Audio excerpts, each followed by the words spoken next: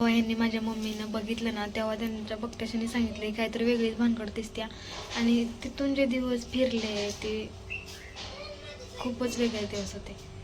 ते हसतात खेळतात ना, ते देवाचीच कृपा म्हणावी लागेल. बाकी काय म्हणू शकतो आपण.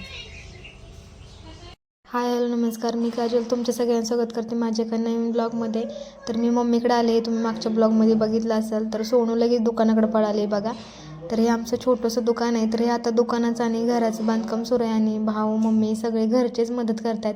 बाहेरची काही लोक लावली नव्हती कामाला. घरात म्हणजे घरगुती चाललं होतं करायचं. तर मम्मी आणि भाऊ मदत करतात पप्पांना. तर पायाने तुम्हाला सांगितलं आहे, पप्पा अपंग असल्यामुळं त्यांना काही जास्त काम करता येत नाही. तर भाऊ बघा कसा लपाय चालले, तो म्हणतात मला व्हिडिओमध्ये घेऊ नको कारण त्याचे कपडे छान नव्हते. तर हा माझा चुलत्याचा मुलगा आहे, तो वाईट शर्टवाला आहे आणि एकच कामगार होता. आणि ती उकिरंडे दिसतात ना, तिकडं पण 2 खोल्या निघणार आहेत. ते आता बघू. आत्तापुरतं तर यांनी 2 खोल्याचं धरले, म्हणजे पुढं दुकानात मागे 1 खोली. आता गरज आहे कारण दुकान खूप छोटं झालं, घरनं सामान आणावं लागतं त्यामुळं. तर सोनूला फुगा फुगवून देत होता. तर 2-3 दिवस राहिले, मी आमचं काम होतं ते केलं आणि निघाले होते. भाऊ मला सोडायला यायला निघाला होता. मम्मी रानात गेली त्यामुळे भेट नाही झाली मम्मीची. तर आम्ही आता आलो आहे बघा, शनिवारी आलो आहे, आज रविवार आहे आणि आज व्हिडिओ घेते कारण काल दिवसभर आलेलो, मग डायरेक्ट थोडासा लोळलो बिळलो त्यामुळे व्हिडिओ काय घेतला नाही. तरी तर सोनं चाललं अभ्यास करायचा आणि माझी कपडे धुवायची पडली ते अजून बघा किती वाजले त्या 5:30 वाजले. त्या भांडी घासलीत फक्त मी, कपडे धुतली नाही ती. आता म्हटलं संध्याकाळी धुवून डायरेक्ट आता नाही धुणार कारण 2 दिवस व्हिडिओ घेतलाच नव्हता आणि त्याच्या आधी पण किती दिवस झाले व्हिडिओ टाकला नाही. त्यामुळे म्हटलं चॅनल परतनं जर मायनसमध्ये गेलं तर वर येण्यासाठी लय टाईम लागतो. त्यामुळे म्हटलं चला व्हिडिओ काढावा. आणि कपडे पण काय थोडी नाही ती, भरपूर कपडे येते या. निवांत होते संध्याकाळी, असं पण घालायला काय लगेच लागणार नव्हते, रात्रभर सुकते ते. तर चला गोळा करून घेते, स्वयंपाक करत करत माझे कपडे पण धुवत होते, एक सोबत 2 काम.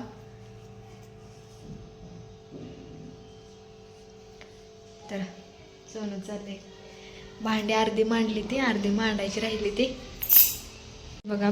कुठं बाहेर गेलं म्हणलं ना की फ्रीज वास मारतोच आणि त्याची भांडी जर वेळेस घासावी लागते ती. तर आत्ता पुण्यावर आल्यानंतर एकदा घासला होता, नंतर ह्या आजारी त्याच्यानंतर इथं आल्यावर घासला. आता डबल घासावा लागला, काय डोक्याला तापच आहे. तर बघा गच्च भांडी भरलेली, फ्रीजची वेगळीच होती. तर ही कपाटाला मांडली त्यामुळे तुम्हाला थोडं दिसत असेल भांडी. तर काय नाही, ते जेवण केलेलं पडले अजून, तर आता म्हटलं सगळं झाडून घेते, ही कपडे धुवायला घेते आता. लय टाईम झाला, थोडंसं ऊन आहे, सुकते ते कपडे.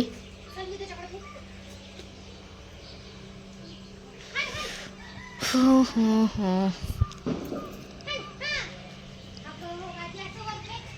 आणि दाजींची तब्येत अचानक खराब झाली त्यामुळं मला व्हिडिओ काढायची पण इच्छा नव्हती आणि काहीच नव्हती, त्यामुळे मी व्हिडिओ घेतला नव्हता. आता बरे आहेत ते, त्यामुळं म्हटलं चला आपण व्हिडिओला सुरुवात करूया. त्यात फोनमध्ये पण बॅलन्स नाही काय नाही, त्यामुळं तर मग जेव्हा थोडा वेळ कोणतरी हॉटस्पॉट देईल तेवढ्यात मग इंस्टालाच बघायचे किंवा इकडं पण बघायचे थोडा वेळ. आणि लगेच कोण जास्त हॉटस्पॉट तरी आपल्याला थोडी देणार आहे, त्यामुळे जेवढं होईल तेवढं बघत होते. तर झाडं पण सुकून गेले, तर आता पाणी घातल्यामुळे आता झाले, तर ह्याच्यात पण बारकी बारकी रोपं आली ती बघा. तर उद्यापासून आपले डेली ब्लॉग येणार आहेत. तर बघा तुम्ही भरपूर जण मिस केला असेल, लाईव्हला नाही, ब्लॉग नाही, काय नाही, तुम्हाला काहीच अपडेट नाही की कसं आहे तर दाजी कसं नाही ते. तर आता आहेत बरं, थोडंसं होतं त्यांना अजून डोक्याचा त्रास, पण होतील असं सांगितले कवर. पण आता काय माहिती काय होतं आणि काय नाही, पुढेच कळलं आपल्याला. आवाज येतो जास्त आणि घरात पण व्हिडिओ बनवू शकत नाही कारण त्यांच्यापुढे मला व्हिडिओज बनवू वाटेल कारण त्यांना अजून डोक्याचा त्रास होतो आहे त्यामुळं. तर बाहेर आले, आता म्हटलं बाहेरच बनवते थोडा व्हिडिओ कारण ना तुम्हाला माहिती आहे दाजी 1 पण दिवस घरी नसायचे. जेव्हा मी व्हिडिओ बनवल ना तेव्हा ते कामावरतीच असते, त्यामुळे मला त्यांच्यापुढे व्हिडिओ बनवायला नाही आवडत. म्हणजे आता मी डायरेक्ट व्हिडिओ घेऊ शकते, नंतर व्हॉइस ओव्हर करू शकते, पण त्यांच्यासमोरच बोलायचं म्हणलं का मला कसं तरी वाटतं, म्हणूनसाठी नाही जमलं मला घ्यायला. आणि आता पण इथं आल्यानंतर वाटलं होतं घ्यावं म्हणून राहून गेलं. मीच आजारी पडले माहिती आहे का, सोनू पण आजारी होती, तुम्ही मागच्या व्हिडिओमध्ये बघितलं असेल. तर आता ती बरी झाली आणि मी आजारी पडल्या. तर आता बघू हॉस्पिटलला जाऊन येईल म्हणते कारण मला जास्त कणकणी आहे, असं बसायलाच आराम नाही, काम तर करावंच लागते असं झाले. मी अवतार तर बघू शकता कसं झालंय माझा ती. कानातलं बिनातलं सगळं काढून टाकले, नाकातलं पण काढून टाकले. कारण जेव्हापासनं दाजीसोबत असं झालं आणि तेव्हापासनं मला काही नीट आंघोळच करायला भेटली नव्हती. मग एकतर थंडीचा दिवस आहे तर लगेच हात बीत तडाकतं ते तुम्हाला तर माहीतच आहे. आणि आता नीट आंघोळ केली, उशीर झाला होता मला. मी भांडी बिंडी घासून घर बीर आवरून सगळी मग आंघोळ केली. म्हणलं मग त्या काम आहे म्हणूनसाठी नीट घाई गडबडीत तसंच होऊन जात. त्यामुळे म्हणलं चला निवांत करून घेऊयात. आणि मेन तुमचा असं प्रश्न होता की नक्की काय झालंय. तर ना मी आता आले इथं, तर दाजी उद्या दवाखान्यात जाणार. त्यांच्या हाताचं प्लॅस्टर आहे अजून तसंच, तर ती उद्या काढतील. माहीत नाही काढतील का नाही का अजून करतील. पण तेव्हा सांगेन तुम्हाला नक्की काय झाले काय नाही. त्यांच्यासमोर नाही बोलू शकत नाही, कारण त्यांनाच काही समजतच नाही की त्यांच्यासोबत काय घडलं आहे ते. त्यामुळं मी आता ते नाही सांगू शकत. जेव्हा ते कुठेतरी बाहेर जाते तेव्हा मी एकटा व्हिडिओ बनवल ना तेव्हा मी करीन, कारण ते माझे व्हिडिओ बघत नाही आहेत. त्यामुळं त्यांना समजणार नाही काय नाही. त्यामुळं उद्या करेलच मी. उद्या सोमवार आहे तर उद्या करेन, तुम्हाला मंगळवारी ते बघायला भेटेलच.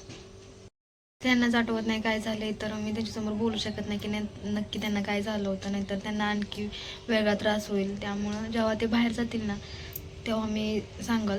त्यामुळं आज ते नीट येतं.